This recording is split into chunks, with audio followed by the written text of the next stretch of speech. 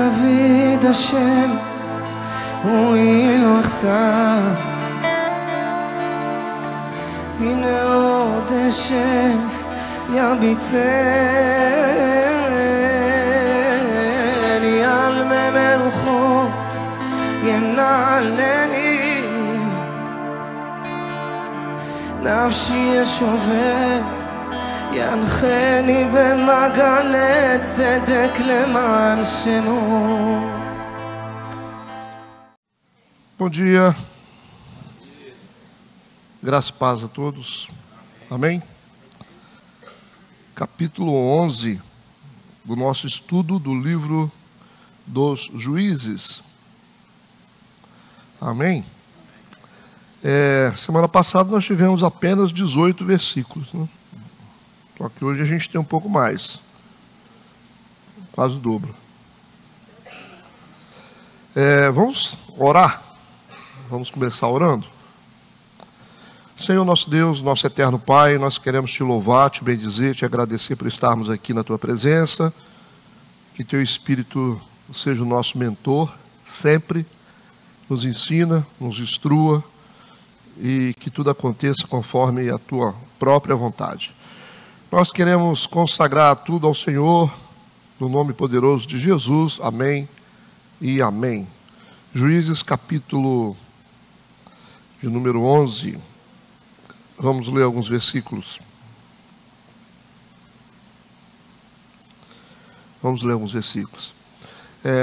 Era então Jefté, o gileadita, homem valoroso, porém filho de uma prostituta, mas Gileade gerara Jefté. Também a mulher de Gileade lhe deu filhos, e sendo os filhos dessa mulher já grandes, expulsaram a Jefté e lhe disseram: não herdarás na casa de nosso pai, porque és filho de outra mulher. Então Jefté fugiu de diante de seus irmãos e habitou na terra de Tobi. E homens levianos se ajuntaram a Jefté e saíam com ele. E aconteceu que depois de algum tempo os filhos de Amon pelejaram contra Israel. Sucedeu que, como os filhos de Amon pelejassem contra Israel, foram os anciãos de Gileade buscar Jefté na terra de Tobi. E disseram a Jefté: vem e ser o nosso chefe, para que combatamos contra os filhos de Amon. Porém, Jefté disse aos anciãos de Gileade: porventura não me odiastes a mim? E não me expulsaste da casa do meu pai? Por que, pois, agora viestes a mim quando estás em aperto? E disseram os anciãos de Gileade a Jefté: por isso tornamos a ti, para que venhas conosco e combatas contra os filhos de Amon, e nos sejas por chefe sobre todos os moradores de Gileade. Então Jefté disse aos anciãos de Gileade: se me levaste de volta para combater contra os filhos de Amon, e o Senhor nos der diante de mim, então eu vos serei por chefe? E disseram aos anciãos de Gileade a Jefté: o Senhor será testemunha entre nós, e assim o faremos, conforme a tua palavra. Ok. Bom, todo mundo acho que conhece essa passagem bíblica aí, sobre Jefté, né? A gente percebe que os juízes vão mudando de características, né? Cada um tem um perfil específico, não tem um padrão, né? Para os juízes. Alguns juízes espirituais, como Débora. Aí daqui a pouco você tem ali um juiz que tem um poder aquisitivo, mas é convencional. Aí você tem outros juízes que se destacam mais na história. Outros com problemas emocionais, querendo se autoafirmar, e por aí vai, né? Então agora nós entramos numa nova fase, né? Ou entramos num estudo de mais um juiz na história de Israel, né? E esse é o oitavo juiz, que agora será escolhido pelo próprio povo de Israel, né? A partir da decisão de Deus de não socorrer mais. É o que está bem definido em Juízes capítulo 10, né, versículo 18, o último versículo da semana passada, foi exatamente o que aconteceu, que diz assim, né, capítulo 10, versículo 18. Então o povo e os príncipes de Gileade disseram uns aos outros: quem será o homem que começará a pelejar contra os filhos de Amon? Ele será por cabeça de todos os moradores de Gileade. Então a gente percebe que a decisão agora de escolha desse novo juiz será do próprio povo. Ok? E a escolha do povo vai ser respeitada por Deus. Ok? Então, está mudando aqui a situação, porque afinal Deus não quer mais responder. Certo? Por causa de diversas coisas que aconteceram, a idolatria, a apostasia, que vocês lembram muito bem. É isso? Então vamos para o versículo 1, entender um pouco desse novo juiz. O texto diz assim: então era Jefté, o gileadita. Então a gente percebe que ele é de Gileade, homem valoroso, porém. É esse porém aí que é difícil, né? É o mas, porém, né? Filho de uma prostituta, mas Gileade gerara Jefté. Né? Jefté, nome hebraico, significa Deus abre. Ok? Filho de Gileade, porém, ou portanto, descendente da tribo de Manassés. Ele é dessa descendência. O Jefté, ele é apresentado no texto como um homem valoroso.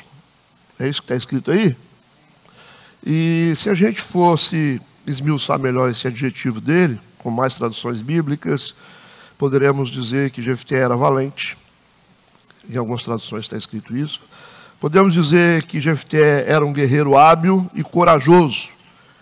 Então, esse valor de Jefté, conforme as outras traduções, juntando todas, está associado à capacidade para a guerra. Então, concentre-se nisso. Esse valor que aparece no versículo 1, associado a Jefté, significa que o valor dele é a sua capacidade para guerrear. Certo? Não está falando que ele é um homem valoroso, porque tem princípios, bons princípios, morais, não é por isso. Mas ele é um homem de valor para Israel nesse momento, porque é o único homem capaz de enfrentar os inimigos. Ok? Deu para entender isso até agora? Vamos seguir. O texto mostra o talento de Jefté, mas ao mesmo tempo mostra a sua descompensação moral. Tá certo? A sua descompensação moral, porque o texto ele é bem claro, porque ele começa dando o bom currículo dele e termina, como se dissesse assim, mas infelizmente, né? Ele era um homem capacitado, era um homem guerreiro, um homem forte, campeão de guerra, mas infelizmente ele era filho de uma prostituta. Parece que a própria cultura, né, já está falando que essa condição dele de ser filho de uma prostituta não é bem vista. Certo? E esse texto, esse capítulo é muito profundo, tá? Muito sério. O Jefté, ele carrega um legado espiritual de imoralidade. É um legado espiritual de imoralidade. Já nasceu com esse legado. Vocês imaginem um homem que cresce vendo homens entrando e saindo da casa dele. Certo? Como é que fica a cabeça? Jefté carrega um legado espiritual de imoralidade pelo fato da sua mãe ser uma prostituta e do seu pai ser um adúltero, vulgarmente chamado de raparigueiro. Ok? E aí nós temos aqui no versículo 2, que diz o seguinte: também a mulher de Gileade lhe deu filhos, ou seja, a mulher legítima, né, do Gileade deu filhos para ele. E sendo os filhos dessa mulher já grandes, expulsaram Jefté. Ou significa que por um tempo Jefté morou com o seu pai legítimo, o seu pai, né? E os mais, depois de um tempo, os filhos dessa mulher já eram grandes, expulsaram Jefté de casa. Eles disseram: não herdarás na casa de nosso pai, porque és filho de outra mulher, ou és filho de uma prostituta. Você não vai herdar.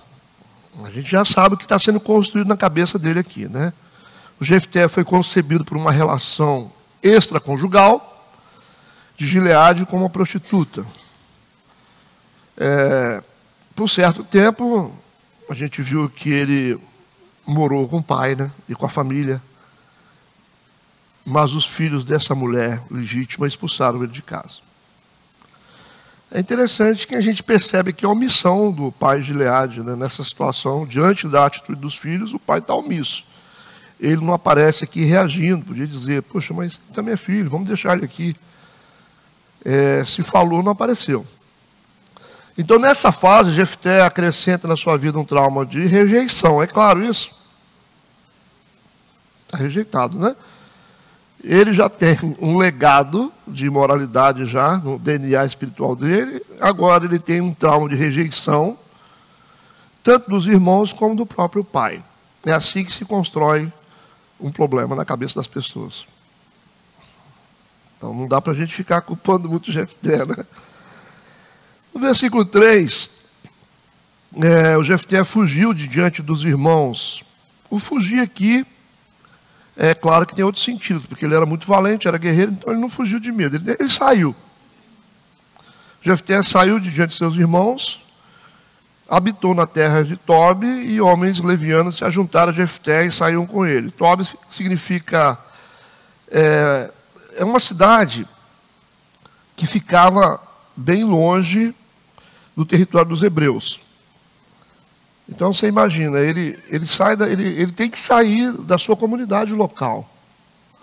Você percebe? Então ele já está proibido de viver dentro da casa do pai e está proibido de viver dentro da sua comunidade. Ele sofre aqui também uma exclusão social. Entende? Isso? Então, estão entendendo? Então é importante prestar atenção nisso. E a gente começa a perceber também no versículo 3 que começa a surgir um sintoma de marginalização nele, porque ele começa a se juntar com homens levianos, com bandidos, certo? Então aquela capacidade de guerra dele, e por causa desse peso de rejeição, ele começa a se associar a marginais. É muita coisa, né, para a cabeça de um homem, né? Mais adiante, no versículo 4, diz que aconteceu que depois de algum tempo, os filhos de Amon, ou seja, os amonitas, pelejaram contra Israel. A gente tem duas informações importantes aqui sobre os amonitas, que eu quero que vocês gravem bem isso aqui. Os amonitas vão pelejar contra Israel. O que significa isso aqui no sentido espiritual? Primeiro eu vou dar para vocês aqui duas informações sobre os amonitas. Primeiro, que eles cultuavam ao deus Moloque. Moloque tem uma relação ligada direta com os sacrifícios de filhos. Então, Deus Moloque era um deus, um ídolo onde os pais tinham por costume sacrificar seus filhos em prol de terem uma boa colheita, né, uma prosperidade na terra. Era muito comum oferecerem os filhos em sacrifício ao deus Moloque, para que a terra se tornasse produtiva e mais fértil. Esse Moloque, ele está associado hoje ao aborto, certo? É como quando você faz um aborto voluntário, é como se você oferecesse seus filhos a Moloque.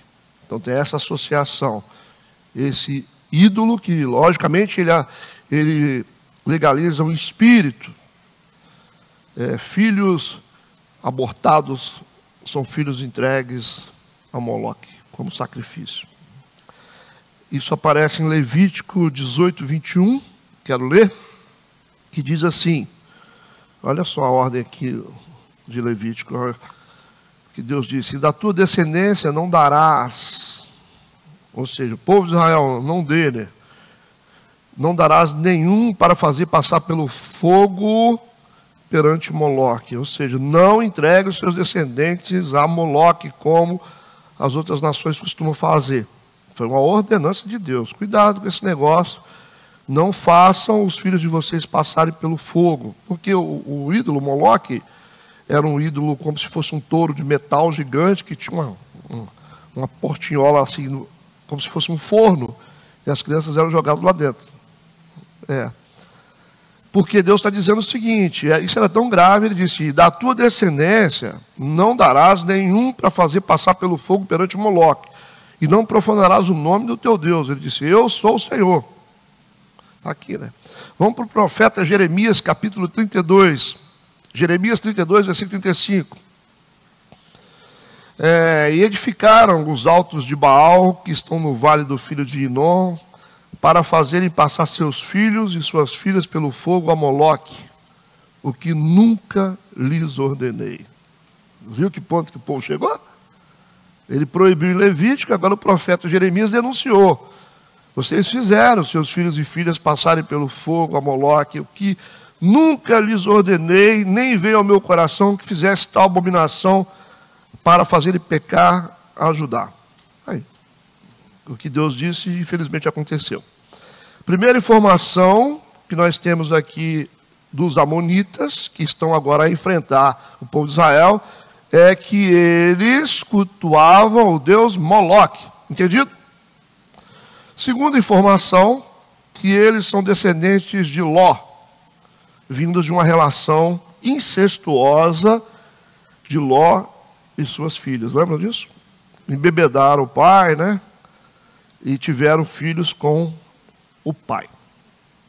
Nós temos aqui um povo gerado a partir de uma relação incestuosa. E aqui nós temos um quadro espiritual gravíssimo que representa o que Israel vai ter que enfrentar agora. Certo? Deu para entender? Então não é uma guerra comum, é uma coisa muito forte, são demônios perigosos que vão enfrentar Israel. Nós temos aqui uma base para a gente entender que tipo de guerra Israel tem diante deles. Fez a imagem aí? Moloque, relacionamento incestuoso. Certo? Lembrando que lá atrás o Jefté já está cheio de trauma. Associado também à imoralidade, porque era filho de uma prostituta. Aí tem rejeição.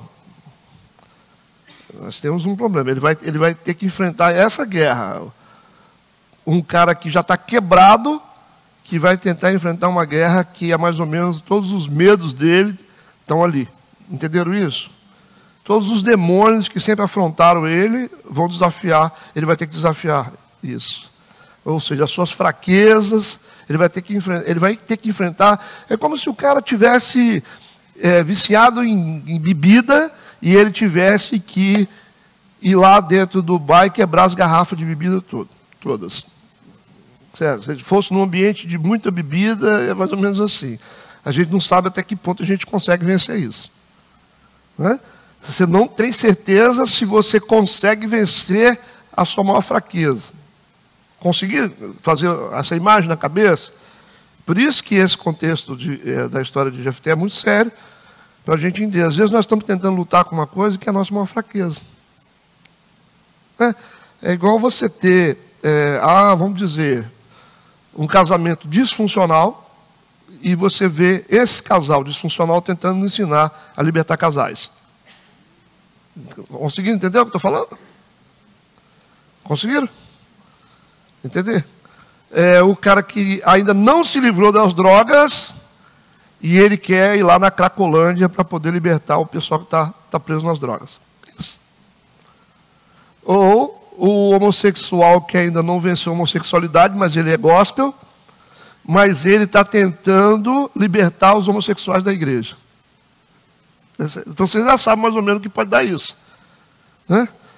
Ou o pastor que sempre roubou, mas um dia ele aceitou Jesus e aí ele achou que está resolvido o problema dele, aí colocaram esse pastor para tomar conta das finanças da grande igreja. Entendeu? É uma prova de fogo, né? É mais ou menos assim, você vai lutar contra uma coisa que você não venceu nem você, você vai tentar vencer os outros. Conseguiram identificar a situação de Jefté aqui? Dele até então ele não está entendendo. Vamos seguir. Versículo 5. E sucedeu que, como os filhos de Amon pelejassem contra Israel, foram os anciãos de Gileade buscar Jefté na terra de Tob. Então esse versículo aqui está mostrando que a opção por Jefté foi feita pelo povo de Israel, respaldada pelos líderes dos clãs, que são os anciãos, ou anciãos, né? E permitida por Deus. Por quê?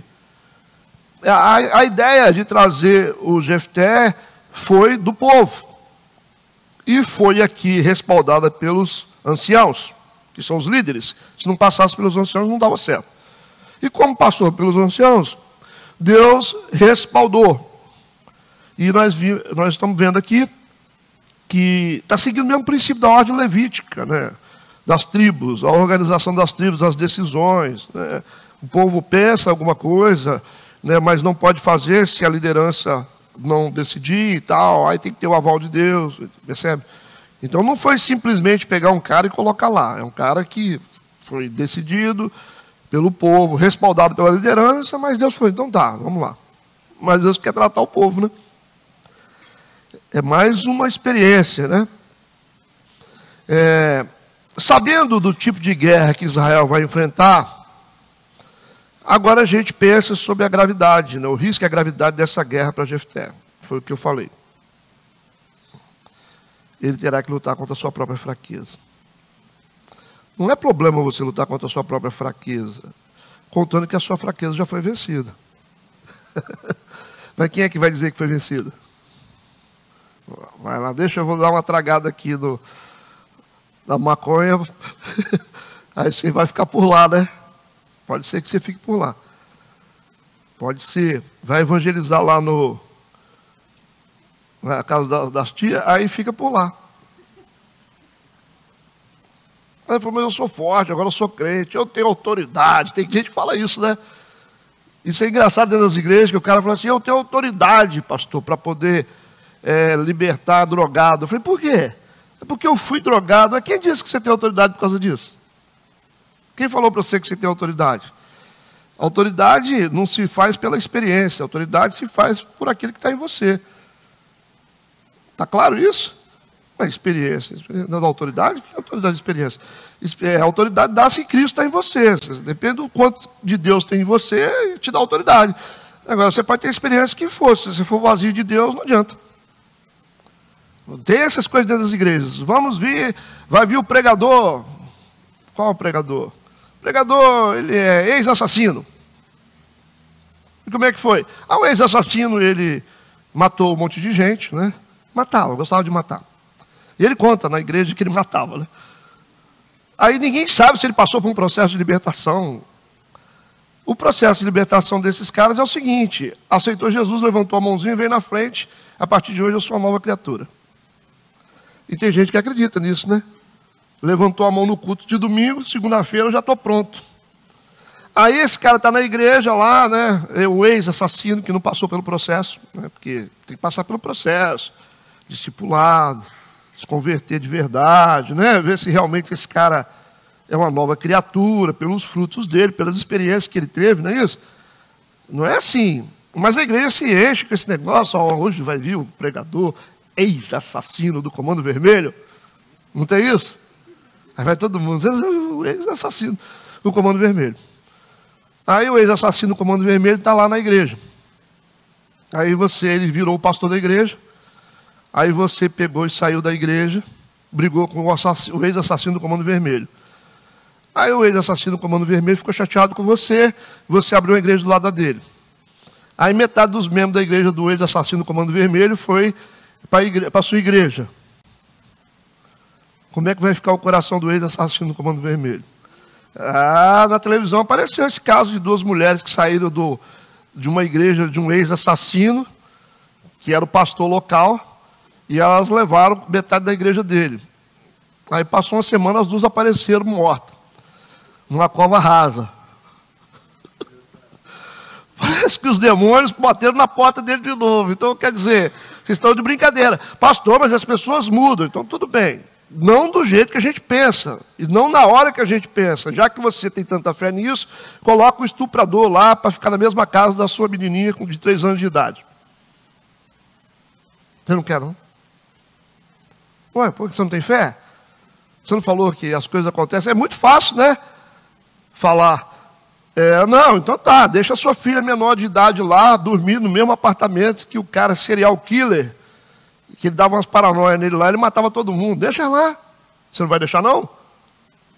É porque você também não tem essa fé que você achou que você tinha. Porque você sabe que as coisas não são assim. Novo nascimento é diferente, né? O novo nascimento é um processo que que marca a gente está nascendo até hoje, nós estamos na igreja há tanto tempo. Então não subestime, ex, não sei o quê, tudo bem, não tem problema. A gente sabe que tem muito ex que está fazendo muita coisa boa, a gente sabe disso. Mas são pessoas que realmente foram transformadas. Mas o pé tem que ficar aqui atrás, ó. O pé aqui atrás, né? Como, pastor? É assim, é vigilante, né?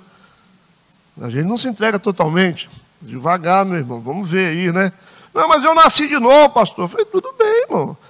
Mas a chave do cofre você não vai ter ainda, não. Estão entendendo o que eu estou falando ou não? Ou eu estou sendo radical? Estou sendo radical? Eu acho que não, né? Mas a igreja tem esse problema. No cartaz, ex-traficante, ex-assassino, ex-pedófilo, ex-serial killer. Ex-serial killer. É igual aquele cara que morreu, esqueci até o nome dele, que era o matador, Pedrinho Matador. Não tinha? Ele já estava pregando nas igrejas. Ouviu falar desse cara? Estava pregando nas igrejas, mas é Pedrinho Matador o nome dele, não era? O cara que morreu, mataram ele agora? Mataram ele. Vocês nunca viram isso? É Pedrinho? Esse cara saiu, disse que matou o pai, não sei o que, aquela coisa toda, na prisão matou mais de 100. Aí um jornalista fez uma pesquisa com ele profunda e ele já estava nas igrejas pregando. Pregando, testemunho, tudo certo. Mas parece que o Pedrinho Matador não tinha parado de ser o Pedrinho Matador. E o jornalista falou, ele enganou todo mundo. Por conveniência, a gente entra dentro das igrejas e fica quieto. Mas tem que saber se o nosso coração se foi realmente transformado. Porque não dá para colocar os nossos filhos perto, né? Não dá para a gente dormir de olho fechado na mesma casa que o serial killer inventou de matar as pessoas assim, né? Aí depois mataram ele. Não sei por qual motivo mataram ele. Né? Deve ser os crimes que ele tinha. Mas descobriram também que ele era uma farsa da transformação que ele teve.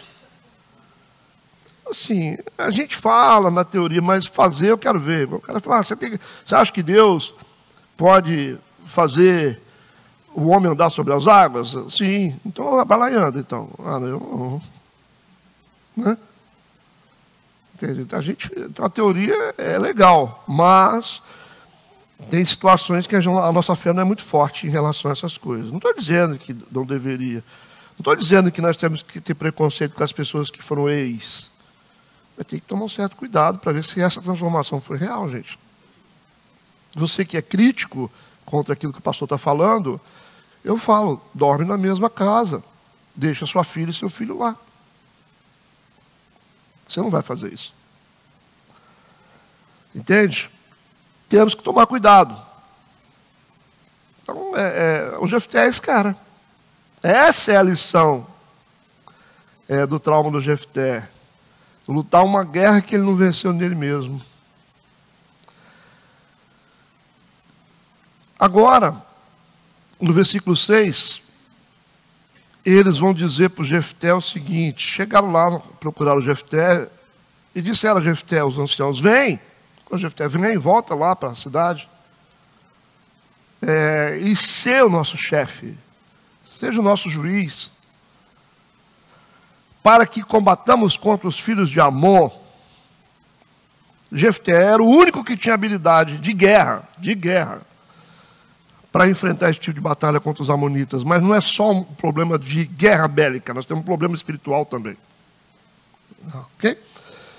O Jefté possuía capacitação militar para esse tipo de empreitada, mas por trás dessa batalha havia também uma implicação espiritual, que a gente pode chamar de gravíssima.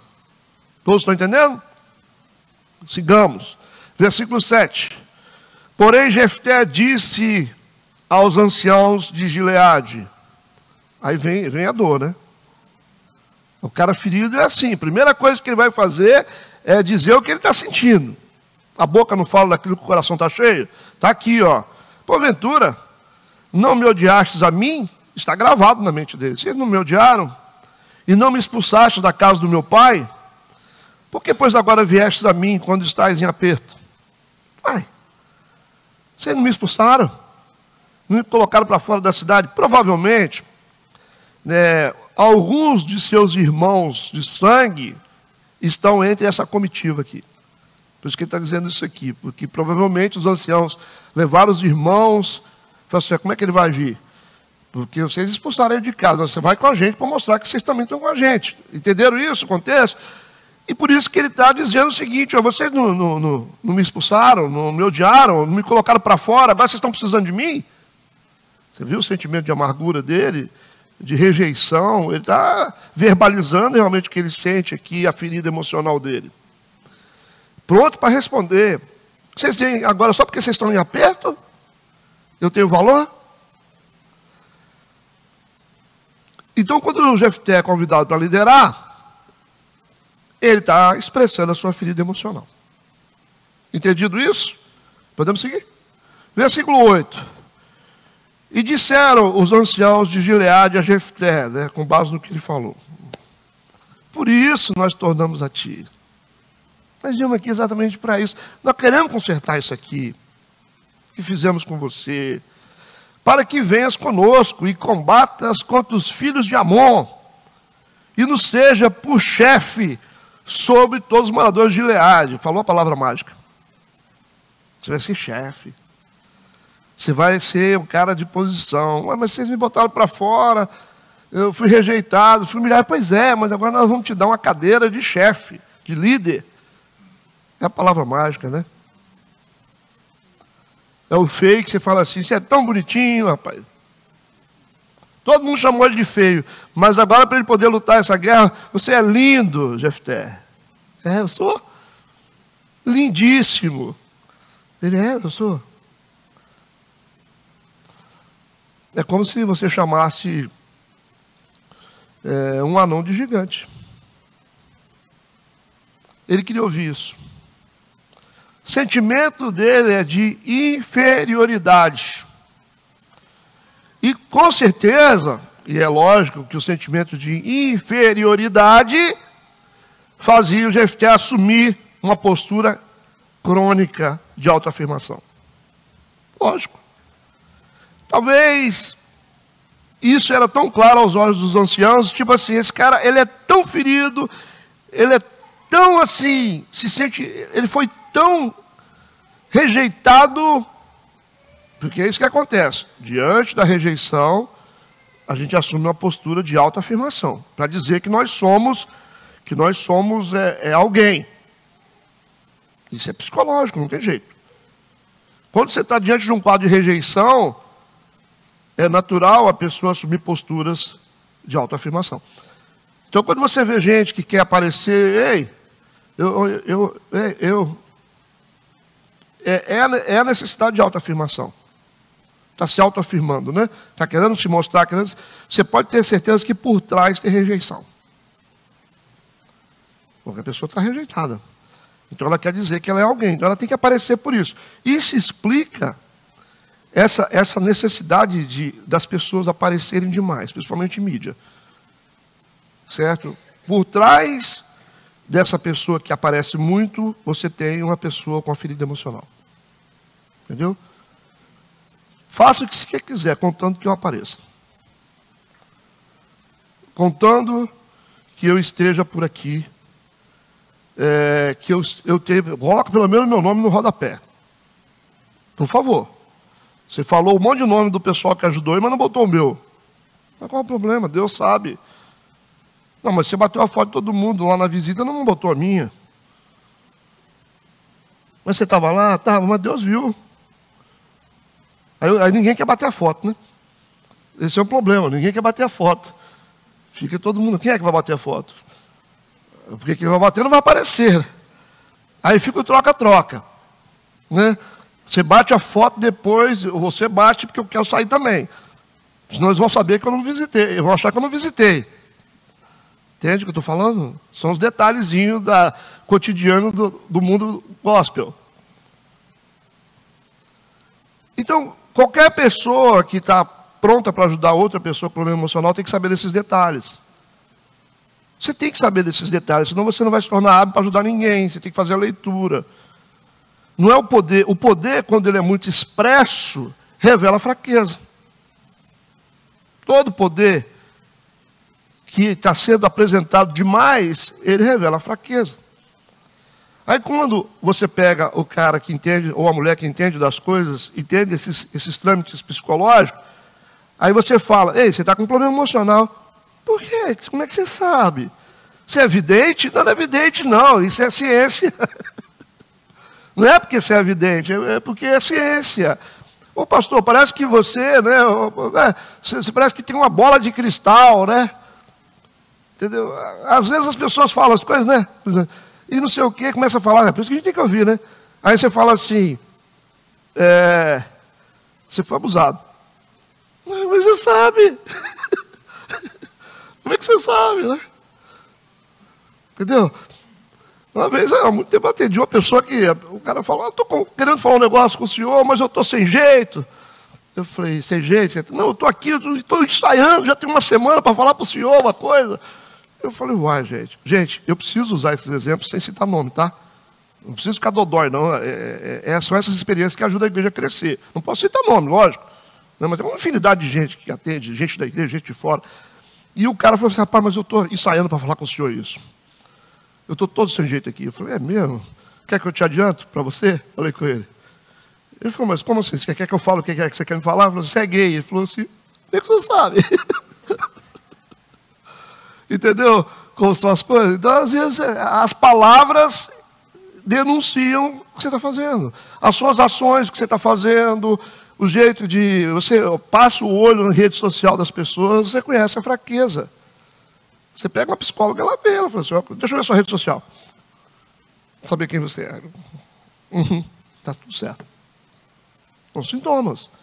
A rede social revela a personalidade, a fraqueza, os medos da pessoa, o jeito de andar, o jeito de falar, o jeito de sentar.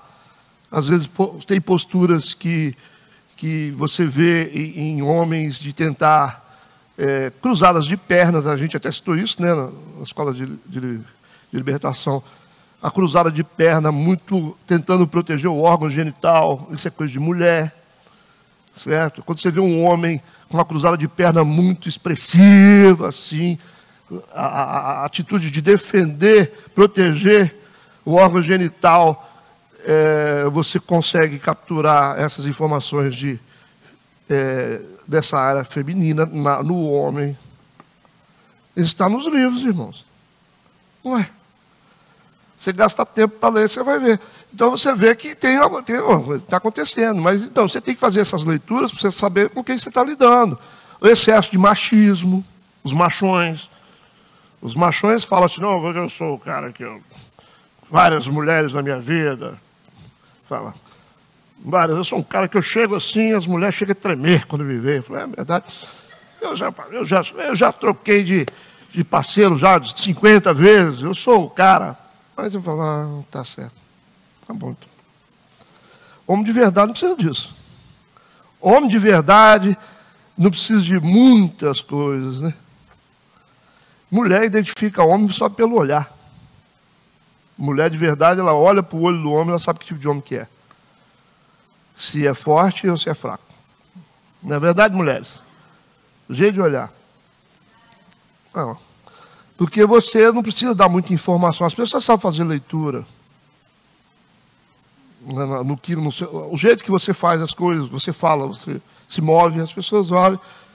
Está lá. Não é isso aí que está falando. Assim. Percebe? Tudo bem? Podemos seguir? Então, no versículo 8, disseram os anciãos de Gileade e Jefté, diz, nós voltamos aqui para que você seja o nosso chefe. Como eu disse para vocês, a postura de autoafirmação do Jefté talvez era algo muito conhecido na sociedade. Ele era o cara conhecido por se autoafirmar. Certo? E por isso que eles tiveram tanta segurança para chegar para ele e dizer para ele assim, o que nós vamos falar para ele poder vir ajudar a gente?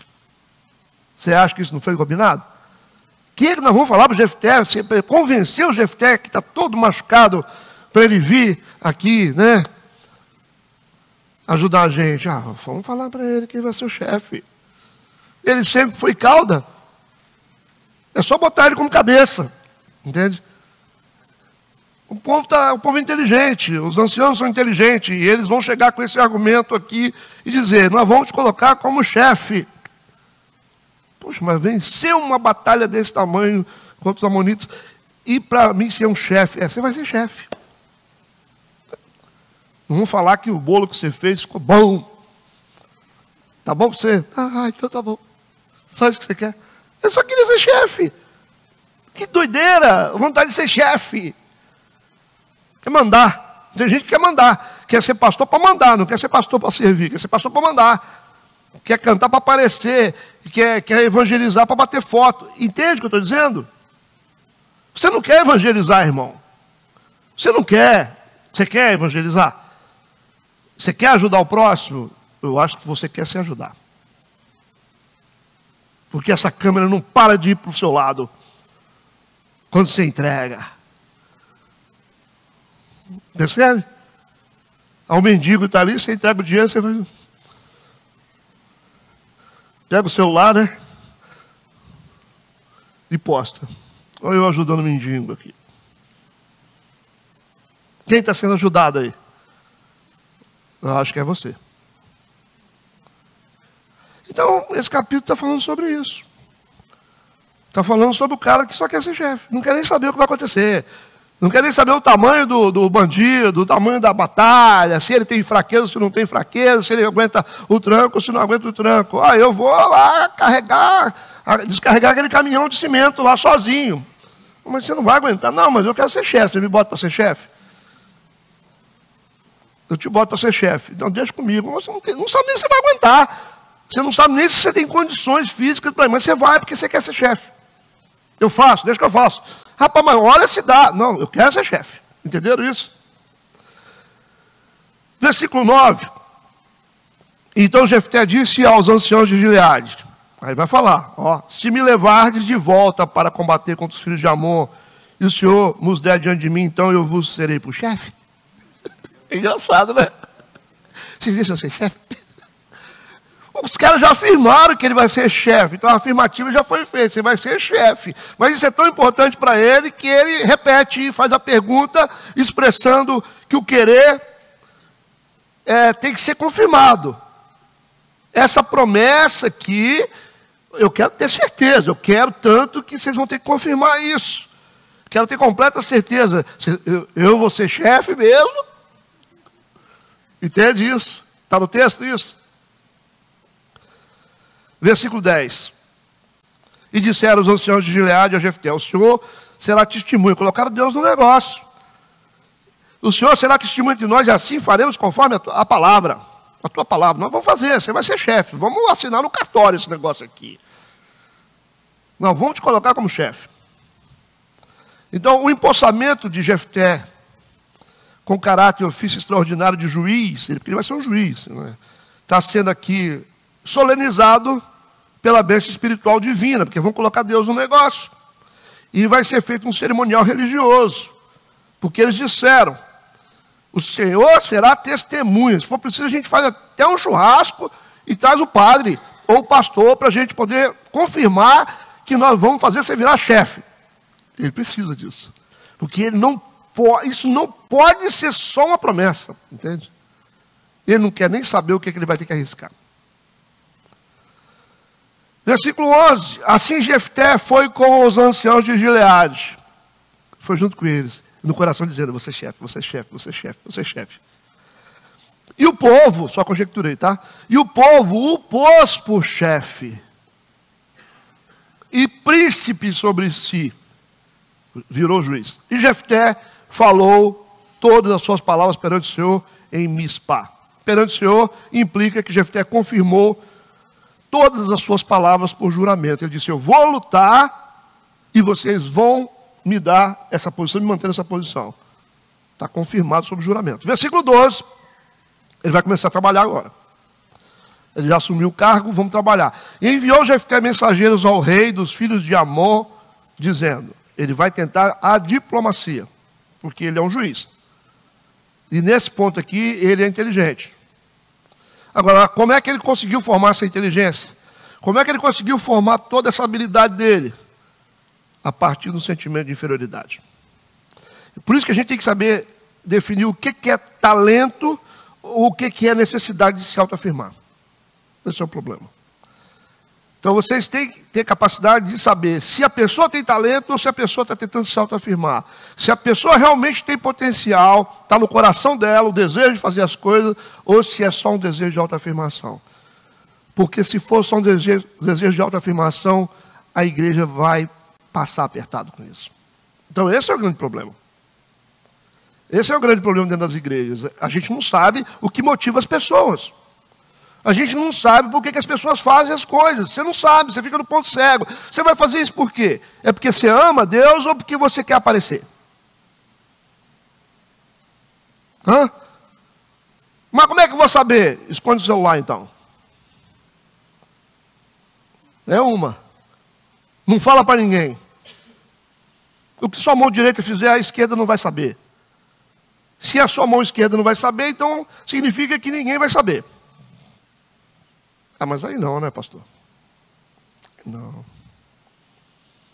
Aí não, né? Aí eu não quero esse ministério para mim, não. Opa!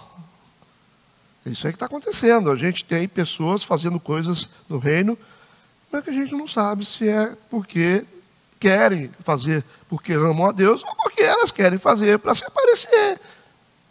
E aí você tem que falar, nossa, seu trabalho foi bom, hein? Se você não elogiar, a pessoa desanima. Quando vem os percalços da vida ministerial, as pessoas, não quero mexer com isso mais não. Por que você não quer mexer mais com isso, irmã? Só porque você fica lá na salinha e ninguém te vê? Porque ninguém da igreja sabe que você cuida das crianças e ninguém te vê? Só porque você fica na cozinha e ninguém viu, só viu a comida que está pronta? Ou os manjares ficaram prontos e ninguém sabe que foi você que fez? Mas Deus não viu? Não está bom. O maior viu. Não, eu quero uma posição de destaque. Então essa é a guerra. Essa é a guerra. De querer uma posição simplesmente para poder se aparecer, porque existe uma doença por dentro chamada sentimento de inferioridade, que faz com que as pessoas se autoafirmem. Aí você vê gente entrando em cargos políticos, nas empresas, crescendo nas empresas, tem grande performance, com um ego desse tamanho, o cara virou lá presidente da empresa, e ele, eu não sei o que, eu estou aqui. Aí você olha para o cara e fala, um pobre coitado, porque na verdade ele só fez aquilo para se autoafirmar. E por dentro ele tem uma fraqueza terrível. É uma bomba relógio que vai explodir a qualquer momento. Ele não faz porque ele ama o que faz. Ele vende, né, porque ele é um cara que vê a empresa, quer o crescimento daquela empresa, acha que é interessante. Ele faz porque alguém vai dizer, você conseguiu. Você conseguiu. Você já imagina um pastor que quer fazer uma igreja crescer simplesmente para mostrar para as pessoas que ele cresceu?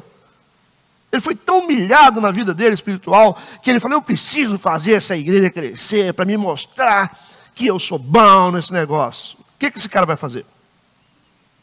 Ele vai fazer negócio com todo mundo. Ele não vai pregar mais o evangelho. Ele vai fazer política com todo mundo dentro dessa igreja. E eu não quero nunca ser de uma igreja dessa. De um cara que está fazendo simplesmente porque ele quer ser. Eu quero que as pessoas me reconheçam, porque eu não sou um coitado, porque todo mundo... Olha, a gente vê muita gente abrindo igreja por causa disso. Sai de uma igreja, vai para outra igreja, mas não é porque tem o reino dentro do coração. Ele saiu e quer abrir outra. E ele vai botar o nome daquela igreja assim, tipo assim, igreja da sobrevivência, porque eu estava morto lá naquela lá. Porque a motivação, a abertura de igrejas geralmente são feitas assim. As divisões vão acontecendo, você vai abrir com essa motivação de eu quero. Por que não senta num banco de uma igreja para ser servo? Não, mas quer abrir. Aqui em Colatina está abrindo um monte de igreja. Assim. São grupos que abrem igrejas porque eles querem dizer para o pastor, nós não somos o que você disse, nós vamos provar para o senhor que nós somos bons, que nós vamos vencer. Aí você vai ter que experimentar o inferno. O inferno. Se você passar pelo inferno, lá na frente Deus vai consertar a sua vida. Pode ter certeza. Mas lembre-se de uma coisa, você vai passar pelo inferno. Você vai entrar dentro do inferno. Se você passar pelo inferno, Deus te aprova lá na frente e fala, não, já você mostrou realmente que você está querendo alguma coisa. Porque dentro do inferno nós somos purificados das nossas motivações. A gente fala assim, sabe uma coisa? Esse negócio de aparecer não vale nada, sabe? Deixa eu quieto no meu canto. Aí Deus fala, agora você está fazendo o que eu quero. Agora você vai ter uma igreja. Você vai ser um crente. Então, e quando a gente cai dentro de um grupo desse? E quando você cai dentro de uma igreja que começa uma motivação só de vingança. Só de vingança, só para provar, só para dizer, não, nós vamos conseguir, não, chama o cara para vir para a nossa igreja, chama, vem para a minha igreja que eu vou te dar um cargo. Pastor, eu te deixo tocar, pode vir. Porque você quer número. Porque com número. Aí você vê as políticas internas por causa disso dentro das igrejas. As políticas, as quebras de princípio, aceita coisa que não tem que aceitar, você vai abrindo porta, abrindo concessões, e a igreja virou realmente um inferno. E você está dentro dela e fala, meu Deus do céu, para onde que esse negócio está indo? Gente, por que esse político subiu em cima do altar? Porque ele vai dar a grana. E a grana vai ajudar a gente a chegar e conseguir construir a torre que a gente quer. E quando a gente construir a nossa torre, o pessoal vai saber que nós temos uma torre. E a gente precisa vender nossa alma para o diabo por causa disso. Porque afinal nós temos que provar que nós somos bons. É isso. Livre-nos, Deus, desses ambientes onde as lideranças estão tudo doentes, só com desejo de vingança, só com desejo de mostrar que nós somos gente. Para o pastor lá falar assim, não estou dizendo que você passando por isso, que você não possa vencer lá na frente, mas lembre-se que você vai ter que passar pelo inferno. O inferno não é muito fácil. É o inferno no sentido de sofrimento, né? E aqui, o nosso protagonista, Jefté, ele quer ser chefe. Então, ele vai ser chefe. Então, ele enviou mensageiros ao rei dos filhos de Amon, dizendo, que há entre mim e ti, que vieste a mim a pelejar contra a minha terra. Primeiro ato de Jefté reflete a sua capacidade judicial. Por quê? Existe aqui um caráter de prudência, moderação, justiça e humanidade. Ele está indo primeiro conversar. Ele não já chegou com espada, né? Então, nesse contexto aqui da época, os oficiais mais corajosos,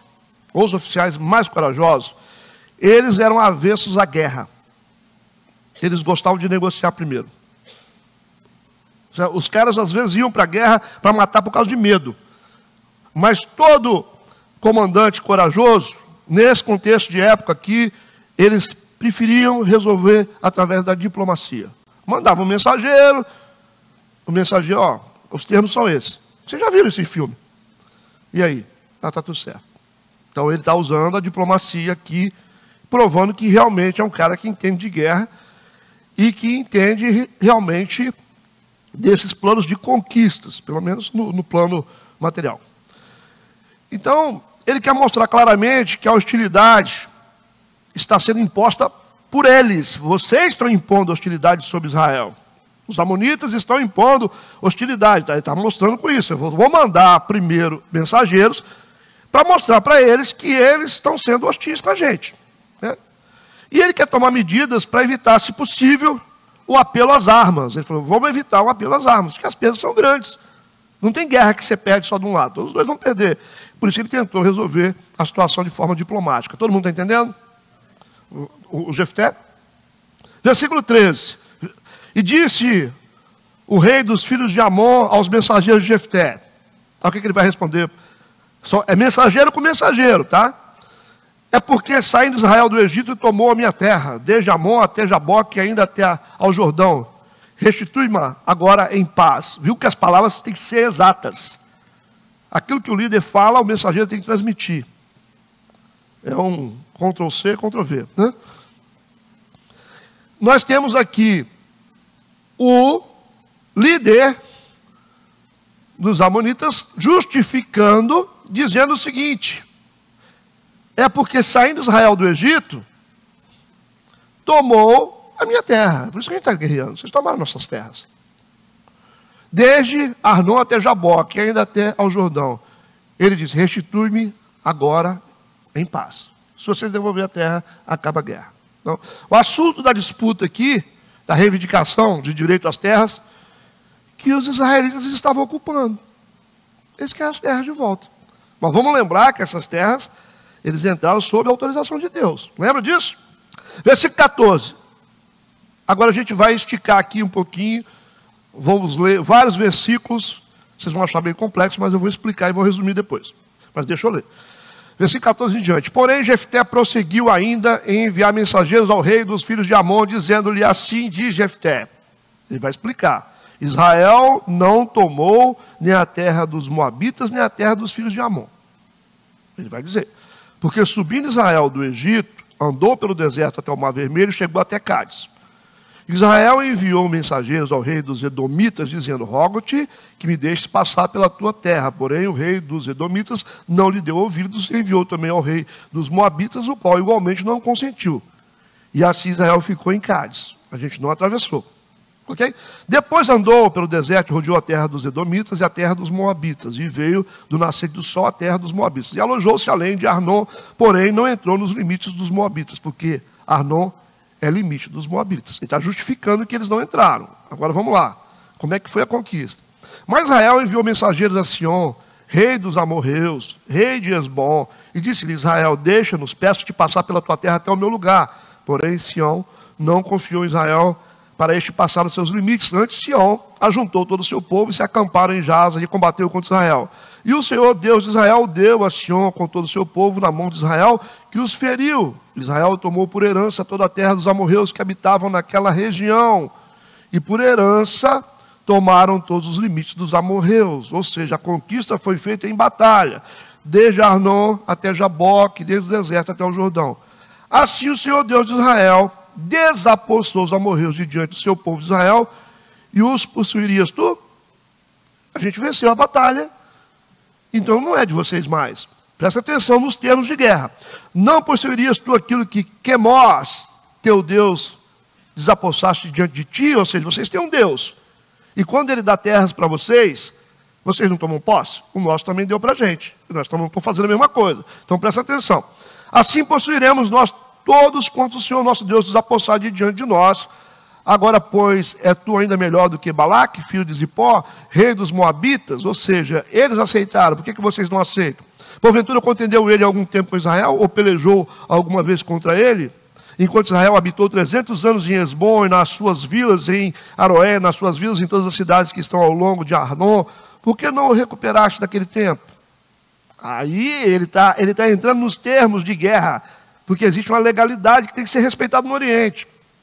Ele diz: tampouco pequei eu contra ti, porém tu usas mal comigo em pelejar contra mim. O Senhor, que é juiz, julgue hoje entre os filhos de Israel e entre os filhos de Amon. Então vamos agora traduzir isso em miúdos. A resposta de Jefté foi clara, decisiva, e não tinha como refutar. Primeira coisa que ele disse: aquelas terras que não estavam na posse dos amonitas, não estavam na posse de vocês, quando os conterrâneos, que são os amorreus, porque os amorreus e amonitas são parentes. Não era de vocês as terras, era dos parentes de vocês. Mas nós adquirimos essas terras através da conquista, na guerra. Porque na guerra você tem que entregar o despojo, irmão, é lei. Certo? Então vocês não estavam lá. Quem estavam lá eram os amorreus, que são parentes de vocês. E nós vencemos os amorreus, tomamos a terra.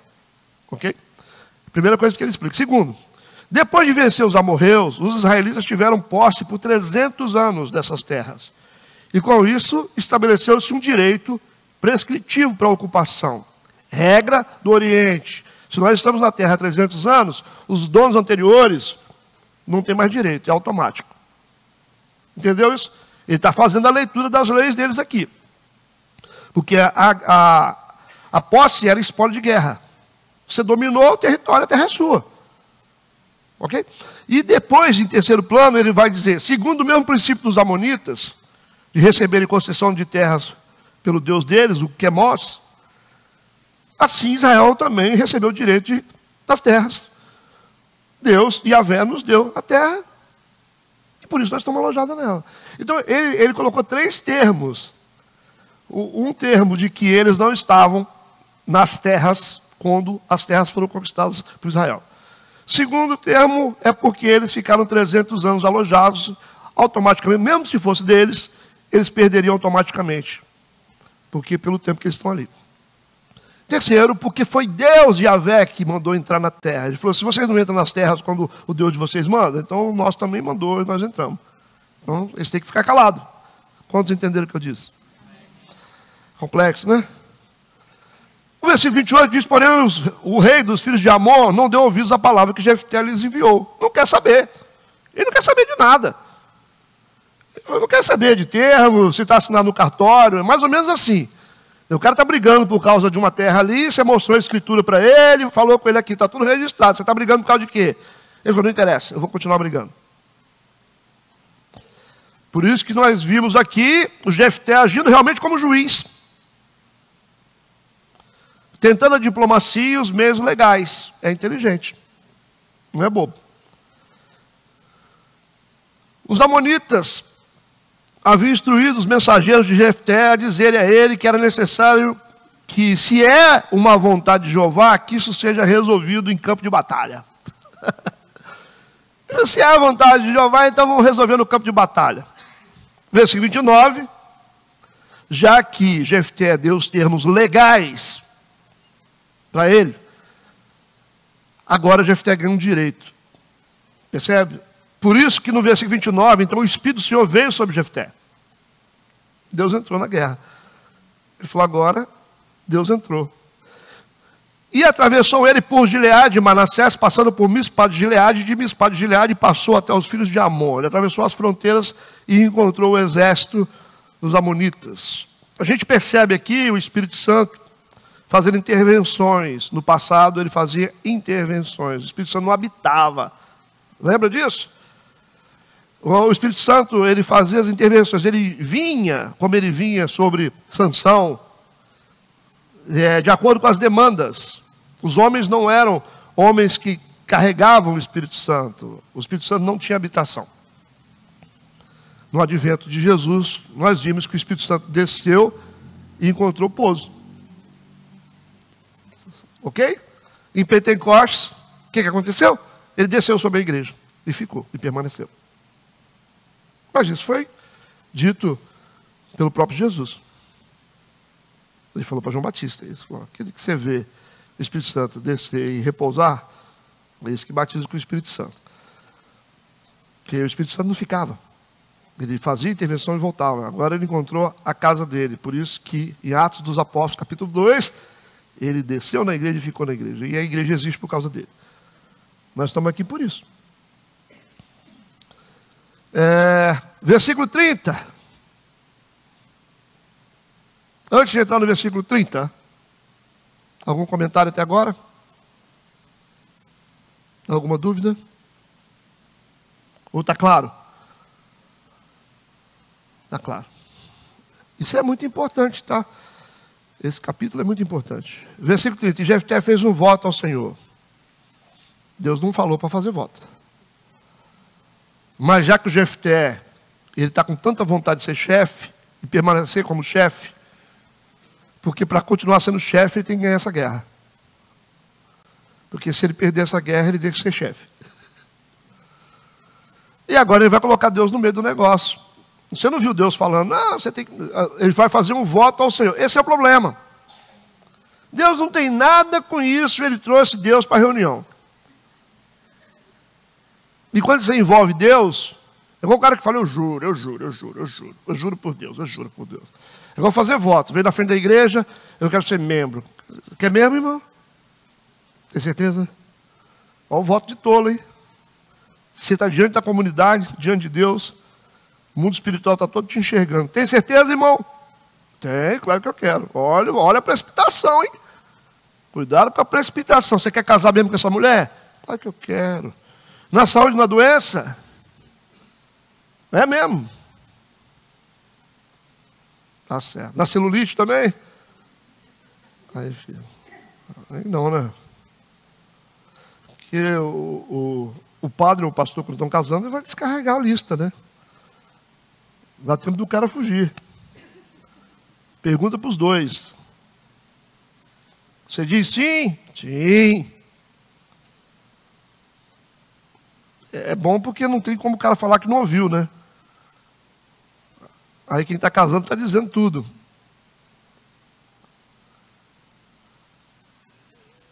Jefté fez um voto ao Senhor e disse: se totalmente deres os filhos de Amon na minha mão, aquilo que saindo da porta da minha casa, me sair ao encontro, voltando eu dos filhos de Amon em paz, isso será do Senhor, e oferecerei em holocausto.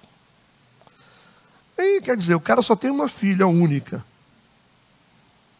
Só tem uma filha. Não tem mais nada. Acho que não tem nem um gato para sair lá na porta. Ele já sabe exatamente o que ele está fazendo. Se tivesse pelo menos, né? Falou assim, não, quem é que vai sair à porta? Que era costume, depois que você vinha da guerra, as mulheres, né, celebrarem, né, com felicidade. Então ele vai fazer um voto ao Senhor. E ele não está medindo as consequências aqui. Ele quer ser chefe. Percebe? Quais são os limites de uma pessoa que quer se autoafirmar? Olha o perigo disso. O cara mata até a mãe, gente. Você pode ter certeza. Quando a pessoa tem fome de poder, ele mata a mãe dele para ter poder. Vocês duvidam disso? Vocês vão ver o que ele vai matar aqui. É fome de poder. Jefté faz um voto de louco, pois seu desejo de obter vitória, com a perspectiva de se consolidar como líder em Israel, faz ele ficar cego diante dos seus atos. Ele fica cego. Totalmente cego. Cegueira. Porque tem o desejo de autoafirmação falando mais alto, então você não vê mais nada. Você não vê filho, você não vê família, você não vê nada. Você quer se autoafirmar, então você vai para cima. Então, é uma realidade que pode acontecer com qualquer um de nós. Se não está acontecendo com qualquer um de nós, seja uma lição para que nós possamos orientar as pessoas. Até onde isso vai dar. E aí não está pensando, né? Rapaz, mas vai que o cara te mata. Rapaz, vai que, né, seu carro tomba. Você não consegue medir riscos. É igual o cara que quer quer cheirar cocaína. Ele começa a fazer coisas para conseguir aquilo. Já viram? Já viram viciado quando quer usar? Ele chega perto de você, Léo, ele fala assim, ô Léo, eu estou com câncer aqui, rapaz. Já fiz 5 cirurgias. Ele falou, minha mãe também está internada. Começa a contar uma história de 1 hora para você. Você dá R$5 para ele. Ele é um espírito maligno, criativo, que não quer saber, ele quer aquele negócio ali. Não quer saber se ele vai te enganar, se vai ter consequência, não quer saber. Por isso que ele fez um voto de louco. Porque ele só tem uma filha única que poderia sair à porta da casa para encontrar ele. É o desejo de autoafirmação causado por um déficit emocional, um sentimento de inferioridade que está ali latente, que faz ele comprometer algo extremamente importante de sua vida para satisfazer o desejo de reconhecimento. Assim, é uma doideira isso aqui. É o desejo de reconhecimento a ponto de você sacrificar coisas fundamentais, porque afinal você quer que alguém diga para você, você é bom. Né? Você é bom. Aí você vai ver casos, você vai dizer assim, poxa, fulano perdeu a empresa dele por causa disso. O cara tinha uma mega empresa, rapaz. Aí você vai procurar saber o motivo porque que ele perdeu a empresa, vai ser por uma coisa desse tamanhozinho assim. Ok? Não tem explicação, você fala, por que perdeu tudo isso? O cara estava, não, tudo bem. Acabou, cara, tudo. Comprometeu a relação com o filho. O cara estava tão obstinado para fazer as coisas que os filhos se perderam. Porque queria tanto ganhar aquele dinheiro que queria abrir mão dos filhos e da família. Viu? Você falou, ai. Aí vocês vão associando tudo aí. Tá? Versículo 32 a 33 e 33. Então Jefté passou aos filhos de Amon a combater contra eles. E o Senhor os deu na sua mão. E os feriu com grande mortandade, desde Aroé até chegar a Minite, 20 cidades até Abel-Queramim. Assim foram subjugados os filhos de Amon diante dos filhos de Israel. Esse cara tem uma capacidade de guerra, assim, ele é um cara aguerrido, porque ele quer ser chefe. Deus deu a ele a vitória por sua capacidade, por causa dos filhos de Israel. E não por aceitação da sua oferta. Não.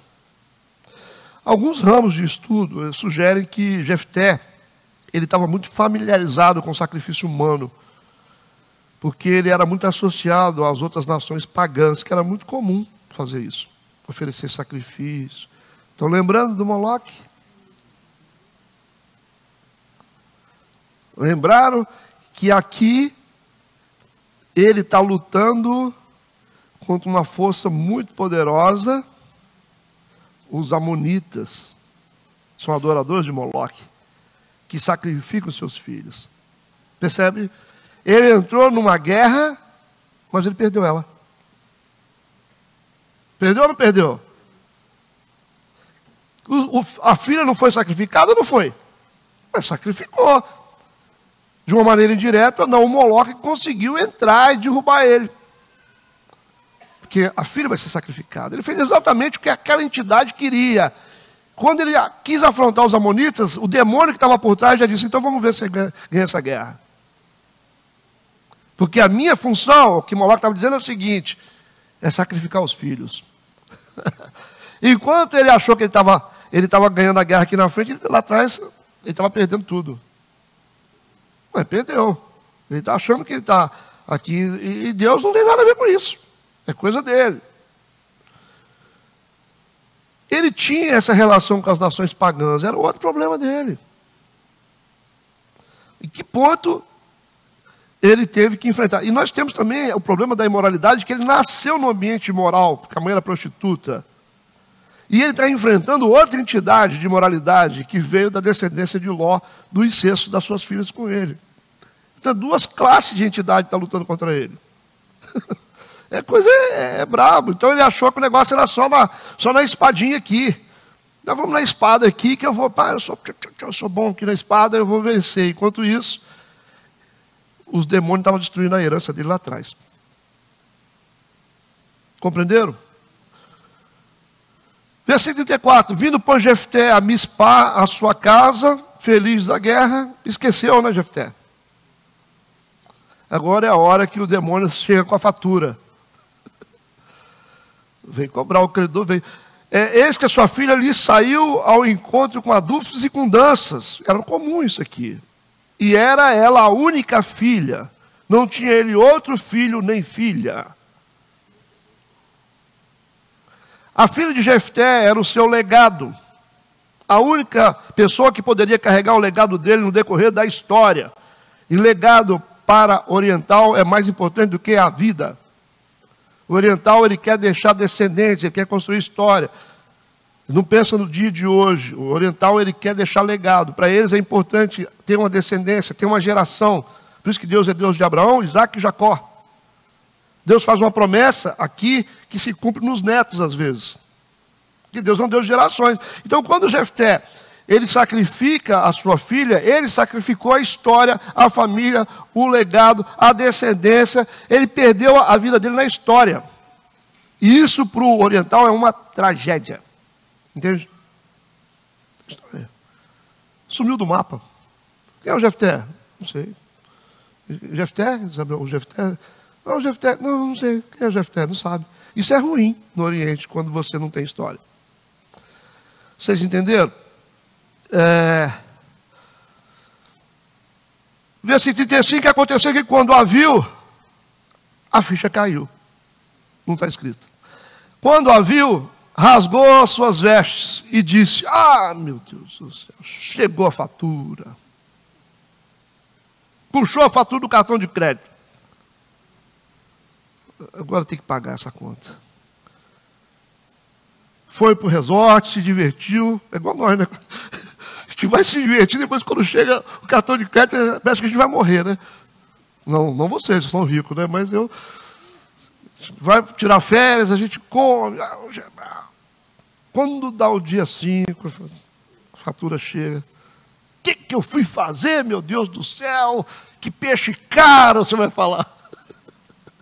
Mas na hora que você estava lá, estava tudo beleza, né? Quando ele a viu, rasgou suas vestes e disse: ah, filha minha, muito me abateste, lógico. É motivo de tristeza agora. Estás entre os que me turbam. Porque eu abri a minha boca ao Senhor e não tornarei atrás.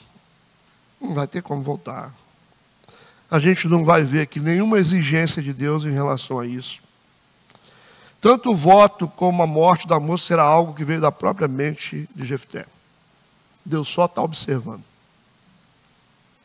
Versículo 36, e ela lhe disse: meu pai, tu deste a palavra ao Senhor, faz de mim conforme o que prometeste, pois o Senhor te vingou dos teus inimigos, os filhos de Amon. Cultura de Oriente, irmão. Palavra dada é palavra cumprida. Não é igual nós, não. A relação disto está ligada à religiosidade, não a um comprometimento com Deus. Ela está dizendo: isso eu tenho que cumprir por causa da religião. Por causa do medo do peso da religião, a gente tem que fazer. E aqui ela vai dizer o seguinte, versículo 17: disse mais a seu pai: conceda-me isso, deixa-me por 2 meses que vá e desça pelos montes e chore a minha virgindade, eu e as minhas companheiras. Ela, a menina que vai morrer virgem, nem conseguiu casar. Nova, virgem, não casou, não teve filhos, e ela vai ter um tempo de lamento por causa dessa situação. A filha de Jefté se submeteu às exigências do voto sem recuar. Ela pede um período de 2 meses para chorar a sua virgindade, junto com as suas companheiras. Ela considerava a sua morte como uma dupla tragédia, porque ela vai ser oferecida em holocausto e vai morrer sem filhos e sem casar. Certo? No versículo 38, a gente sabe quem está impulsionando isso aqui. É um espírito que está impulsionando. Por isso que Deus está quieto. Ué, você fez acordo, ué. Como é que faz agora? Nós não fez com Deus.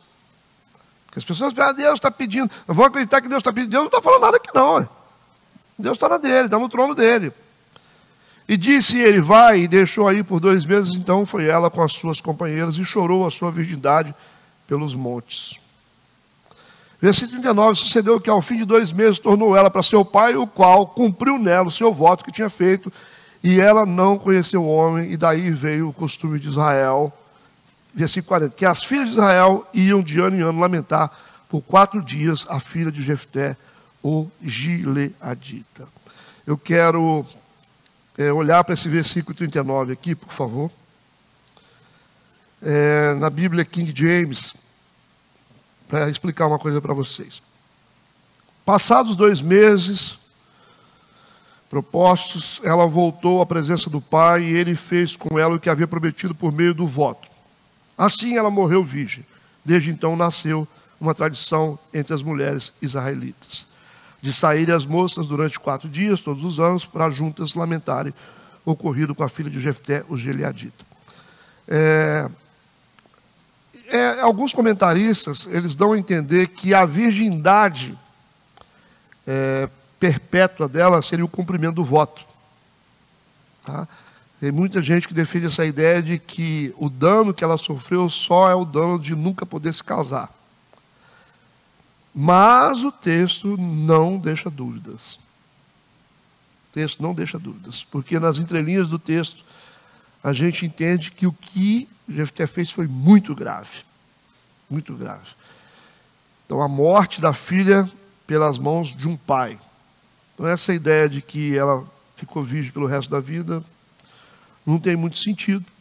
Tanto é que agora você tem uma tradição de que as filhas de Israel, de ano em ano, elas têm um lamento por 4 dias por causa da filha de Jefté, o Gileadita, pelo que aconteceu com ela por causa do erro do pai. E isso ficou marcado como um dano na história de Israel. Entendem isso? Então, o trauma de Jefté é até assunto de livros, né? Assunto de livros isso aqui. Que tem a ver com o trauma de muita gente, principalmente gente dentro de igreja, com esse desejo desenfreado de autoafirmação que a gente confunde com talento. A gente confunde com talento. E às vezes não tem nada a ver com talento, tem a ver com realmente um talento que foi gerado a partir de uma necessidade de aparecer, de ser reconhecido. Se você volta na história da pessoa, começa a conversar, você vai descobrir que tem um monte de trauma ali, você vai saber por que aquela pessoa é tão poderosa. Às vezes ela fala bem, ela canta bem, ela tem dinheiro, prega bem. Não é porque é um dom que a pessoa tem. É igual um psicopata que aprende a falar bem. O maníaco do parque. Tem um filme sobre ele. O cara, você vê que a cara dele não ajuda, né? Mas a capacidade de conversar e seduzir que ele tinha era fora do comum. Mas desenvolvia isso por causa da psicopatia dele. Porque ele tinha tanta necessidade de matar que ele construía essa capacidade de conversar. Todo psicopata é assim, né? Psicopata, ele chega, né? Lava o carro do cara, né? Faz comida boa, ele é assim. Fica ali 5 meses, ali tratando todo mundo bem, daqui a pouco ele faz. É assim, eles têm uma capacidade de construção muito forte e desenvolve muita habilidade, tanto na área de dominar pessoas, de ter habilidade secular nas coisas, de realizar coisas grandes, a arte, isso aí. E aí, de vez em quando, você tem também pastores psicopatas, que a capacidade deles está alicerçada simplesmente no desejo de poder. Quando você fala para eles que todo mundo tem que ser igual, eles ficam assustados. Quando você fala para eles que, você vai, mas você não vai aparecer não, hein? Fica aí. Não. A gente vê essa coisa toda aí. E a internet tem revelado os idiotas. Serve também para isso. Serve para coisas boas, mas revela os idiotas. Qualquer pessoa racional que vê um pouco, ela fala, esse é um idiota. Ok? Está aberto para vocês que querem comentar, querem fazer algum tipo de pergunta relevante? Está aberto. O que leva a entender é que a gente só vê mais uma descendência replicando a anterior. Porque como o pai também o põe para fora, né? Ele anula aquela descendência que teria em Jefté. Jefté replica isso na filha dele quando consagra a primeira coisa que sair da sua porta. Os irmãos que ele tem são irmãos por parte de pai só, né? Com outra mulher. Mas ali, você está querendo saber sobre Gileade, né? Se tem mais filhos. Não, se Jefté era o primogênito dele. E se ele era o mais velho? Não tem informação disso. Pela sequência das escrituras, analisando assim, grosso modo, a impressão que sim. Porque fala, e Gileade teve mais filhos. Mas a gente não pode ir por essa lógica ali. Porque está escrito assim nessa sequência que ele nasceu primeiro. Que Bíblia a gente não estuda assim. Veio primeiro. Assim, então ela tem que ser explícita. Se fosse algo muito relevante para a análise, estaria bem definido na Bíblia. Isso, com certeza. Se vocês tivessem, porque a tentativa da interpretação da minha parte seria: o pai também sofreria o mesmo problema que Jefté. Você está analisando que isso está passando de pai para filho, né? Exatamente. Como o pai também tinha um sentimento de inferioridade, porque não se posiciona diante da sociedade em reconhecer o filho, permite que os outros filhos dele expulsem o próprio filho e também que a comunidade rejeite aquilo que é uma descendência dele. A omissão do pai, né? Mas isso não é muito claro, que você pode ter um trauma que nasce a partir daquele ponto, né? E é claro o trauma dele. O pai teve uma relação fora do casamento. Isso é tão comum, né? Vamos morar aqui, junto. Daqui a pouco os filhos falam, a gente não quer você aqui. Você é filho de uma prostituta. Então a gente percebe a construção do trauma dele a partir desse ponto. que não há uma relevância de entender se isso veio de trás. Pode ser até que Gileade tinha problemas emocionais, mas a Bíblia não mostra. De repente, eu posso ser um cara sem problemas emocionais, mas se os meus filhos sofrerem algum tipo de trauma a partir deles, a gente tem um trauma que acontece a partir deles. A Nathalie está ali. Se ela... Estou falando que você já sabe, só estou fazendo para eles poderem entender. A Nathalie, se ela sofre um trauma, ela pode construir uma identidade a partir daqui, e não tem nada a ver comigo, né? Pode ser. Pode ser, porque existem os problemas que nascem por herança, e tem os problemas de ordem pessoal, resultado daquilo que eu faço, né? E resultado daquilo que os meus pais fizeram. No caso, pode ser que tenha essa implicação, mas não temos registro na Bíblia sobre isso. Mas deu para entender que ele sofreu bastante, né? Deu para entender que o cara foi moído, né? O pastor, por conta desse trauma que ele sofreu, talvez seja por isso que ele só teve uma filha, já que não é costume ter uma filha só, geralmente são famílias grandes. No Oriente, o número é 5, né? Porque é a quantidade de flechas que cabe no aljava, né? Então, eles consideram uma família próspera quando tem 5 filhos. 5 é o número da graça na Bíblia. E a quantidade de flechas que um arqueiro carrega seria a quantidade de filhos que um pai teria no Oriente. Não é uma regra, mas é um padrão assim que eles gostam de seguir. Mas a pergunta é se o fato dele não poder... Repete a pergunta, porque eu acabei falando, acabou. De repente, assim, o trauma que ele sofreu por ter sido expulso de casa levou ele a ter um filho só. Para geralmente os outros irmãos não fazerem a mesma coisa com a filha dele. É subjetivo também. Não tem como a gente dar essa informação. É igual alguém perguntar para mim o que você almoçou ontem. Eu só vou saber se eu perguntar para você. Então, são coisas que a gente acha, mas não tem informações claras disso na Bíblia.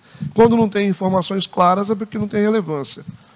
A Bíblia não está preocupada com isso. Você vê que a Bíblia é tão preocupada com os detalhes que ela começa dizendo que ele era um homem valoroso, porém, filho de uma prostituta. Então, a relevância do texto é essa relevância. Porém, a força dele, ela está sendo inutilizada pela herança que ele teve. Continua a pergunta. Porque ele fez uma promessa tão grave, saindo da porta da casa dele, ele sabia ou sairia só a filha ou a esposa. Esse é um motivo para discussão teológica, né? Por que ele fez isso? Ele tinha essa índole recebida das nações que ele era acostumado a lidar. Porque a nação de Israel vivia em crise e crise, apostasias e apostasias, né? A gente viu no passado. Mas assim, é uma pergunta que a gente sempre faz, eu também paro para analisar. Por que ele fez? Ele achou que Deus ia de repente poupar a filha, né? Fazer igual a Abraão, né? No último furo, ou ele toma uma decisão às cegas, que é o mais claro, né? Uma decisão às cegas, assim, sem pensar nas consequências. Vamos fazer, depois a gente vê lá na frente o que faz, né? Depois a gente vê, o negócio, vamos ganhar essa guerra, depois a gente vê o que a gente faz com Deus lá, vai que Deus, né? Não exige minha filha. Não exigiu, ele fez porque quis. Então, não dá para a gente saber. Essa foi uma pergunta que eu me fiz também. Qual foi a motivação do Jefté? Primeiro, trauma. Segundo, a sua relação com as demais sociedades pagãs, que era muito comum para eles sacrificarem filhos. E aquilo que a gente estava conversando com a Elisângela, o peso da influência espiritual de Moloque, quando ele entra no enfrentamento, no embate com uma entidade que recebia filhos em sacrifício. Então, assim, a gente pode apelar pela exploração maligna de Moloque na deficiência emocional dele. Então, assim, às vezes você tem um trauma emocional, você vira exploração de demônio. O demônio se alimenta de ferida. Então, o que dá para entender é que Moloque está explorando a fraqueza interna dele e a ponto de tomar a filha dele. Às vezes o cara mata, você fala assim, o que o cara matou? Às vezes é o espírito de morte, você mata um cara porque o espírito de morte induziu aquilo. Você chegar no limite de assassinar é porque foi o espírito de morte que te induziu. Ah, pastor, mas o cara me ofendeu. Tá, mas nem toda ofensa precisa levar o cara à morte, a matar o outro. Mas às vezes nós somos influenciados, igual suicídio. Se você pensa em suicídio, fala em suicídio, por isso que suicídio tem que ser tratado em mapeamento cartográfico. Quando o cara pensa em suicídio, porque quando você pensa, maquina o suicídio, você legitima o espírito de morte. O diabo é assim, ele é oportunista. Você ficou falando, eu vou me matar. Ele, opa, é nessa que eu vou. Ah, eu vou me matar, eu vou acabar me matando. Vai chegar um ponto que você vai se matar, irmão. Não fale disso. Tem muita gente que chega na hora de se suicidar que desiste. Fica com medo. Agora não tem jeito, vamos embora. Você duvida que tem um espírito que joga a pessoa ali? O cara está descendo ali. Ai, meu Deus, o que eu fiz? Está descendo, irmão, já era. É questão de segundo. Não tem essa coisa que os nossos pais diziam, não fica falando nesse negócio, nunca acontece, hein? O diabo, ele vem sem chamar, imagina quando você chama. O cara fala, essa vida vai virar isso. Às vezes as palavras são perigosas, né? E assim, resumindo, nós temos uma influência maligna atuando na vida do Jefté a partir da sua crise emocional. Alguém quer acrescentar alguma coisa? Lá, microfone. É legal o assunto, é bom. Para a gente pensar, debater, porque pode ter a ver com a gente também, né? Às vezes a gente está vivendo traumas internos e desejo de autoafirmação. O que me chamou muita atenção é como que a debilidade espiritual do Jefté acabou causando a morte da filha, né? Então isso faz a gente refletir. Eu, mãe de primeira viagem, estou refletindo bastante a respeito da minha própria vida. Que as minhas escolhas espirituais vão influenciar, né? O meu relacionamento com Deus vai influenciar a vida do meu filho e causar, talvez, no caso dele, a morte da filha, né? Então, para a gente refletir como que está a nossa vida com Deus e quão forte isso pode ser na vida de um filho. Como que isso pode refletir, né? Não é uma pergunta especificamente, mas uma reflexão de quão forte isso é. O filho é só uma representação de algo importante que a gente joga fora por causa de um sentimento de autoafirmação. Às vezes o cara joga fora uma família, casamento, um ministério. Sim. Né? É igual você... Tem coisas que você sacrifica, sem saber. Depois você pensa, você fala, poxa, acabei, né? Perdi um amigo. Né? Um grande amigo meu, perdi por causa de... Eu fui querer aparecer tanto que eu perdi a amizade. Que talvez, se ele tivesse um relacionamento com Deus mais profundo, ele saberia que ele não precisava sacrificar, fazer esse voto de sacrifício. Mas não tinha. Não tinha. Jefté não tinha. Alguém quer falar? Olha lá. Jefté é uma lição que eu vou te falar. É terrível, mas é uma grande lição. Tenso, né? Eu comecei a refletir sobre, no início diz que Jefté era um homem valente, valoroso, porém filho de uma prostituta. Daí eu comecei a pensar de que ele morava com aquela família, o pai ainda vivo, e de repente o pai ele morre e os outros irmãos, vendo a oportunidade de que ele de repente poderia ter sido até protegido, vou cuidar de você, quero que você fique próximo aos seus irmãos. Mas ainda assim, filho de uma prostituta, ainda assim ele tinha uma ferida, mesmo sendo acolhido pelo pai, isso na minha cabeça, estou imaginando aqui. Ele é acolhido pelo pai, mesmo assim aquela ferida continua, e na primeira oportunidade que os irmãos tiveram, colocaram ele para fora, e ele não teve como se impor. Não, eu estou aqui, eu sou filho, de certa forma eu também sou irmão, então vou ficar... Não, então a ferida era tão latente que ele não lutou para continuar ali naquela casa.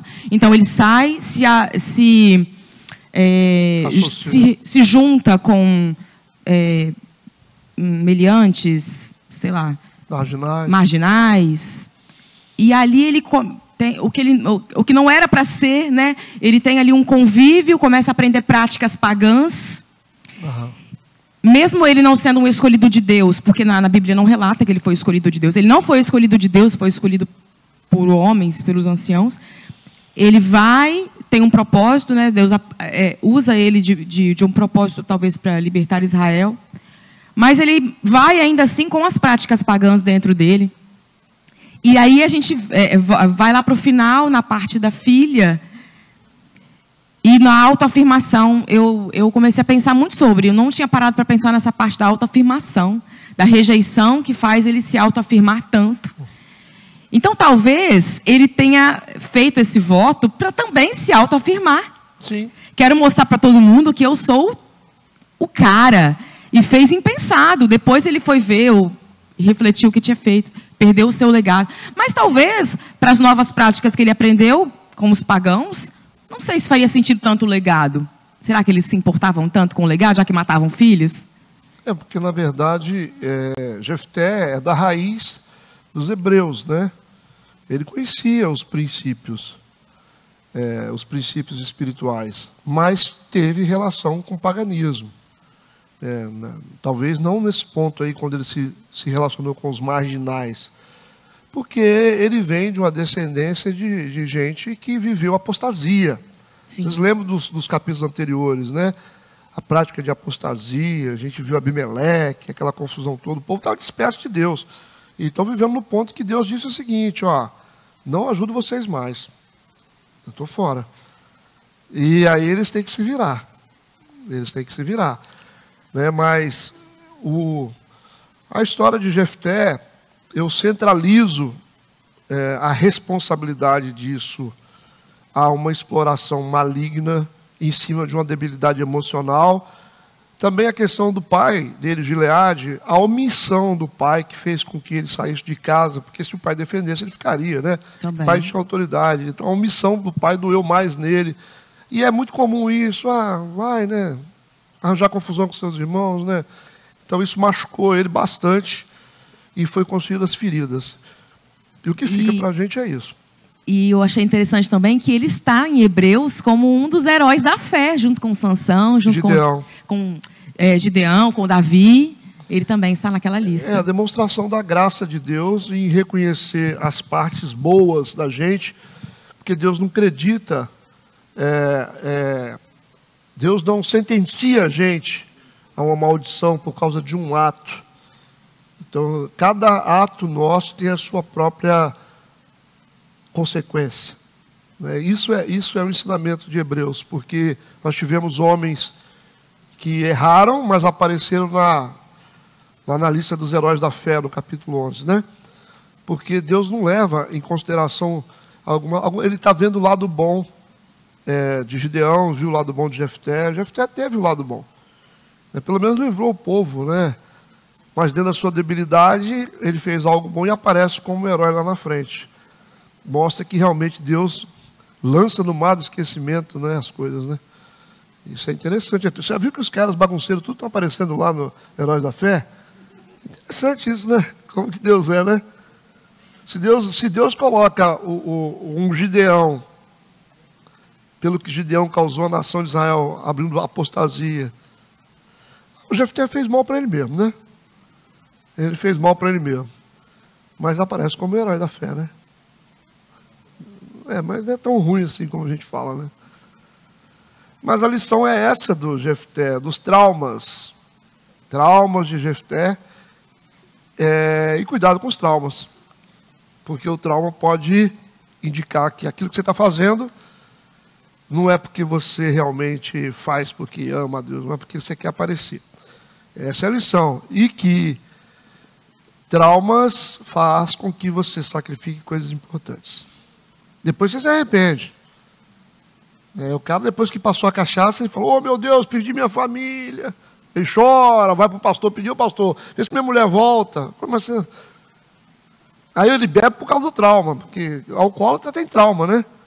Não tem como um alcoólatra não ter trauma. O cara está bebendo ali, daqui a pouco perdeu os filhos, perdeu família, perdeu emprego. Você acha que ele não vai chorar depois que a cachaça passa? Aí ele chora, oh meu Deus, mais um emprego. É o Jefté, né? Então é isso. Interessante? Podemos encerrar ou está tudo certo? Então eu proponho o encerramento. Oremos. Deus, obrigado por esse tempo precioso na tua casa, na tua presença. Nos leve para casa abençoados e guardados pelo teu poder. Nós queremos entregar tudo nas tuas mãos, em nome de Jesus, amém e amém.